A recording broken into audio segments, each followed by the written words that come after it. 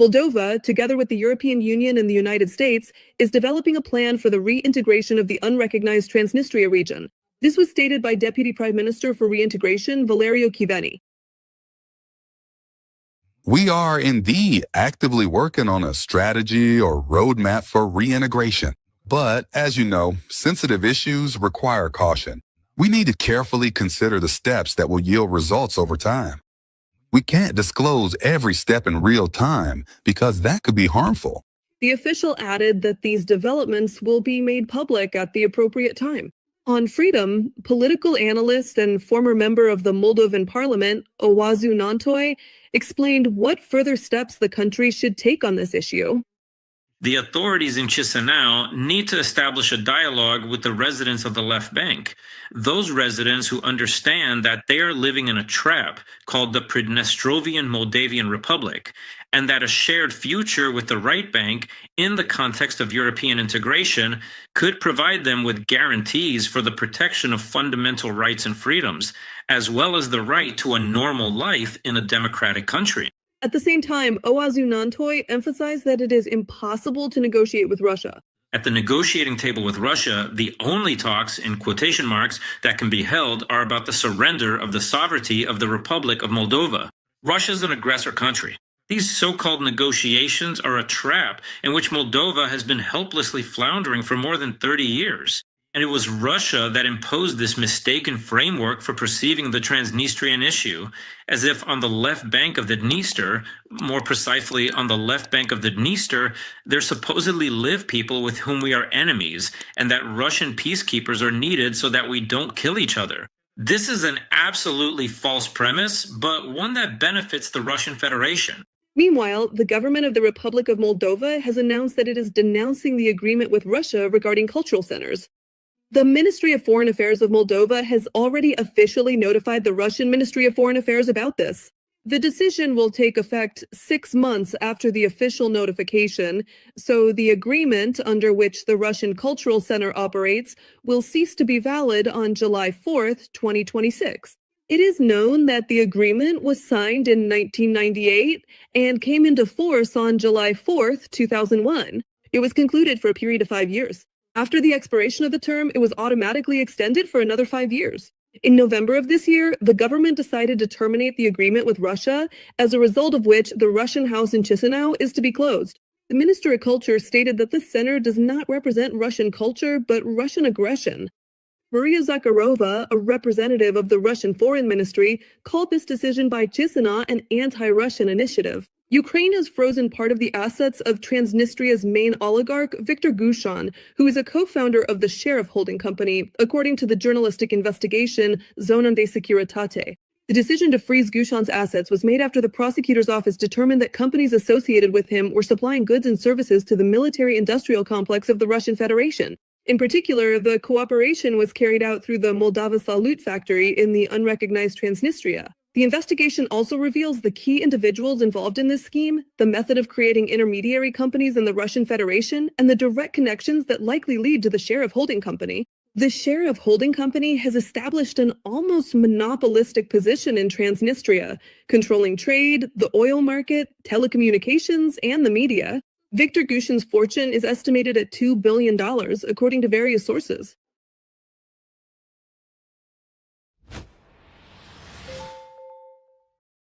The Kremlin is increasing its presence in Transnistria. This was reported by the media, citing sources in the main intelligence directorate of the Ukrainian Ministry of Defense. It is noted that mobilization activities have been intensified in the territory of Moldova, temporarily occupied by Russia. In particular, reservists are being called up in the unrecognized republic, and weapons are being taken out of storage. In addition, drone production facilities and training centers for drone operators have already been established in Transnistria. According to sources in Ukrainian intelligence, these actions have significantly increased the risk of Russian sabotage and reconnaissance groups infiltrating Ukraine from Transnistrian territory. In this way, the Kremlin aims to divert some of Ukraine's resources to counter these new threats. The Russian Federation hopes to destabilize the situation in Moldova and create a point of tension on the border with the southern regions. Due to Russian actions, the risk of sabotage groups infiltrating Ukrainian territory is increasing. Intelligence sources add that this is the beginning of a new Russian hybrid operation ahead of the so-called presidential elections in the Pridnestrovian Moldavian Republic in 2026. It is noted that the Kremlin wants to once again make Tiraspol dependent on free Russian gas, boost the ratings of its proxies, and quietly increase its military presence. Moscow also intends to send intelligence agents to Transnistria, whose task is to intensify crisis phenomena, sow chaos through information operations, carry out provocations, and conduct sabotage activities. Back in June of this year, former Moldovan Prime Minister Dorin Risian stated that Russia wants to deploy 10,000 troops in the occupied Transnistrian region and install a pro-Kremlin government in Chisinau. This assessment is based on data from Moldovan intelligence. One can imagine the pressure and influence that 10,000 soldiers would exert on the southwestern part of Ukraine, but also on Romania, which is a NATO member. Currently, there are about 1,500 Russian soldiers in Transnistria, but in reality, most of them are local residents who joined the Russian army. The Kremlin also tried to influence the outcome of the elections that took place in Moldova in September this year. Despite this, President Maia Sandu's party won the majority of seats. The pro-Russian Patriotic Bloc tried to challenge the election results in court, but without success. The results were ultimately confirmed. Earlier, it was reported that another gas crisis is brewing in Transnistria. According to media reports, due to reduced gas supplies, major enterprises in the region have suspended operations, and the key power plant has switched from gas to coal. It was noted that the shortage is linked to a delay in the next gas payment, which Transnistria receives and for which Russia pays.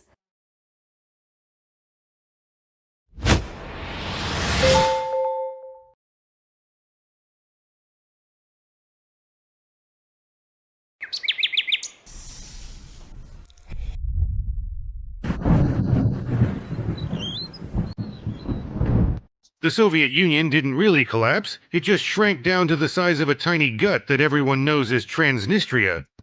This fragment of a concentration camp got stuck between Moldova and Ukraine, poisoning the lives of both. But most of all, it poisons the lives of the unfortunate people, the population unlucky enough to live in this musty museum of communism.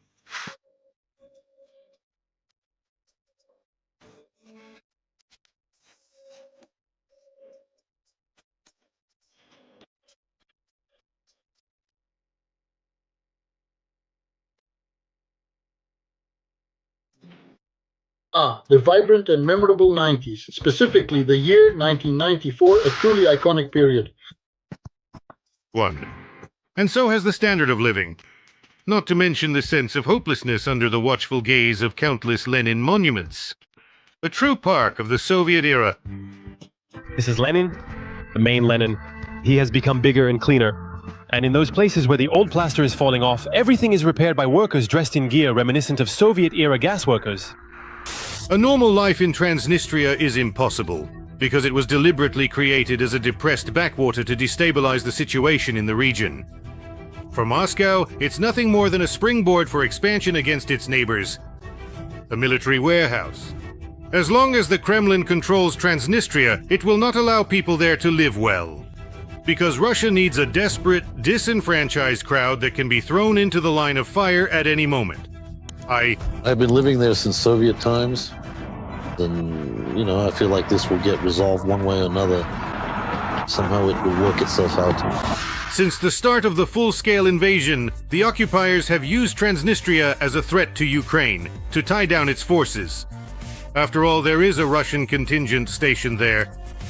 However, now it is in complete isolation and is praying to every god that the Ukrainians don't wipe out this enclave. No one has any doubt that if the defense forces wanted to, they could quickly eliminate the last stronghold of communism. It would disappear. Since February 24th, 2022, people on the left bank have been trying to keep a low profile. They keep their heads down and stay quiet because they understand that Ukraine is not inclined toward diplomatic niceties if, God forbid, some kind of armed provocation occurs. But Moscow constantly inflates the Transnistrian threat during critical moments. After Ukraine started sinking the shadow fleet of Eritrea in the Black Sea, the Pale Fuhrer had a fit of hysteria and began threatening to capture Odessa. This is what the Ukrainian armed forces are doing. Right now it's piracy. But what countermeasures? First of all, we will expand the range of such strikes, ours, on port facilities and on ships, on vessels that enter Ukrainian ports. Well, the most radical way is to cut Ukraine off from the sea. Then it would be impossible for them to carry out the operation at all. What? Of course, Russia didn't seize Odessa and the coastline only because it didn't want to. And now, when the leader gives the order, in 3 days they'll cross the Dnipro and the valiant Black Sea Fleet will lay siege to the ports. Of course, yes, of course, absolutely, of course. Obviously, these threats are nothing more than passing gas in a puddle. But the Kremlin's KGB types still snapped to attention and tried to save Putin's Botoxed face. If you need to create the appearance of a threat to Odessa, then Transnistria is the perfect and proven option. Ukrainian intelligence and the American Institute for the Study of War simultaneously reported that some strange ferment is starting in the Soviet gut. There, they are drafting reservists, taking weapons out of storage and refurbishing them, as well as opening drone production centers and training operators. The propaganda there is exactly the same as in Russia. Starting from kindergarten, they march, dress in military uniforms, and constantly play military games. So there are absolutely no problems there with finding people. And they train and drill the locals. And these recent reports about opening drone training centers are exactly about that. They have no problem finding people for it. The drones are probably at least partly assembled by locals. On top of that, Moscow has also sent additional agents and military advisors to Transnistria by special delivery. Overall, visually it looks like preparations for something bad. There is a growing risk of sabotage groups infiltrating Ukrainian territory. The drone threat is also increasing. Right now, Odessa is being terrorized by long-range UAVs and missiles, but even FPV drones could reach southern Ukraine from Transnistria. And we all know how the occupiers use them to hunt the residents of Kherson like it's a safari. Drones even fly into apartments and private houses. You're just walking around and suddenly you see, hello. To move around the city, rescuers and volunteers use drone detectors. Oh, that's Sakharok. It shows the frequencies when drones are flying overhead. It shows the number of drones, what kind of drones, like Mavics. At the same time, Russian propaganda has once again started talking about Russian Odessa. Although just a month ago, even the most hardcore ultra-patriots honestly admitted that this was no longer something to dream about. The loss of all this means nothing to Great Russia. Rostov, here you go. This is our warm, very cozy Russian Odessa that everyone dreams about. So instead of dreaming about that, there's Rostov. Go take a walk around the Bogatyanovka or Grabilovka neighborhoods. Yes, I understand that sounds pretty harsh. I mean, they themselves don't even want it. Moscow has clearly flaunted its mangy tail in Transnistria to create the illusion of a real threat. According to the GUR, this is forcing Ukrainian troops to strengthen their rear positions and counteract sabotage more intensively. And of course, there will be attempts at sabotage. Although in reality, Putin can only fantasize about capturing Odessa while in the sauna with Medvedev. Commander of the group, the various troop groupings must consistently continue to effectively carry out their assigned tasks in very strict accordance with the detailed plan of the ongoing special military operation. Are you messing with us? We're suffering here with him and he's confusing us on purpose. The actual strength of the occupiers in Transnistria is quite modest. There are about 1,500 Russian soldiers there, and their main job is guarding warehouses. There are also the so-called armed forces, the so-called PMR. That's another 5,000 militants or so. They are armed with old Soviet equipment and are completely cut off from Russian army supplies.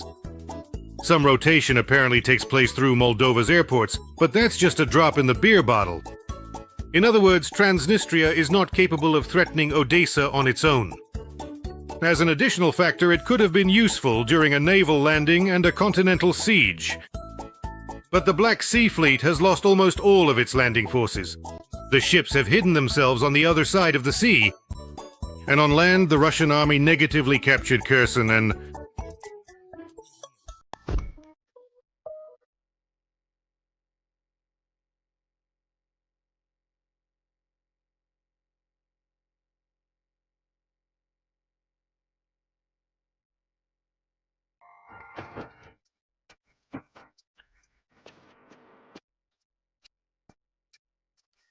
No one is willing to be suicidal and take part in any armed provocations against Ukraine. All this escalation around Transnistria is needed by Moscow for information psychological operations and to distract the Ukrainian defense forces, as well as to destabilize the situation in Moldova. By the way, this is the main purpose of Leninland's existence. The new zombie uprising in Tiraspol just so happens to coincide with statements from Chisinau that Moldova, together with the European Union and the United States, is developing a plan to unify the country. That is, to reintegrate the unrecognized Transnistria. The reintegration plan, which is being developed together with the European Union and the United States, is not being published officially, as this could harm the final outcome. This was stated by Deputy Prime Minister for Reintegration Valerio Kiver after the cabinet meeting on December 3rd. We need to think through steps that will yield results over time. We cannot disclose all our actions in real time because this could harm the final result. The new Deputy Prime Minister for Reintegration voiced his position regarding the peacekeeping operation in Transnistria. According to the official, it is time to replace the peacekeeping operation with a civilian mission. Moldovan Deputy Prime Minister Valeriu Chiveri openly stated that a roadmap is being prepared for returning Transnistria to its homeland. Naturally, such news burns in Moscow. They are afraid that the residents of the concentration camp might be tempted by the prospects of normal development, investment, and EU membership. Moreover, almost all so-called citizens of Transnistria already have a healthy person's passport, that is, a Moldovan one. The residents of Transnistria themselves no longer know how to identify themselves. In 30 years, there have been 7 referendums on self-determination in the region. But unfortunately, world politicians don't care about the opinion of the local population. That's why every Transnistrian carries at least one passport recognized by the world: Russian, Ukrainian, or Moldovan. Here's an interesting fact. In October, Deputy Prime Minister Doina Nistor announced that Chisinau plans to invest in a highway that will connect Ukraine and Romania. Ungheni, Chisinau, Odessa. It's being called the new East-West Corridor. The plan is that this road could pass right through Transnistria because it's both economically and geographically advantageous. Naturally, no one is going to build anything on occupied territories. So it is assumed that Transnistria will be deoccupied. At the very least, the plans for this are absolutely real. Moldova cannot be on the periphery of the European Union without a strong army, without defense capability. With a separatist regime on its border, this is a matter of security guarantees not only for our countries, but also for the entire eastern territory of Europe. This is a joint accession, a collective entry of the Republic of Moldova and Ukraine into the European Union. In the autumn elections in Moldova, Russia suffered a crushing defeat, and the people chose civilization over barbarism. Even though the Kremlin spared neither money nor effort to push its own Yanukovychs and Medvedchuks into power there, Dodon, who dreams of turning all of Moldova into Transnistria, and some crazed for tuna ready to fight for the Odessa region. I know how to return Bajak even today. We are not insignificant, we are not powerless, we are not silent. We are crippled by borders drawn with a ruler, and we were deprived of access to the sea through Bujak. The Republic of Moldova has grounds to demand a revision of the borders. We will take back everything that was stolen from us: our name, our history, our language, and our access to the sea. The residents of Transnistria are slowly beginning to realize that for Russia, they are expendable. Just like the residents of the occupied Donbass. They will be traded without a second thought for some lucrative gas contract or mobilized and thrown into a bloody diversionary maneuver. It probably doesn't feel very good to see yourself as a ticking time bomb. The people of Transnistria must decide for themselves whether they want to be human beings or powerless cannon fodder.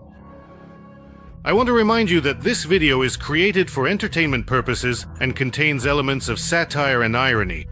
All facts and events are presented in a hyperbolized or exaggerated manner to convey a comedic or dramatic effect. We do not aim to mislead, but simply focus on humor. Please take this with a smile.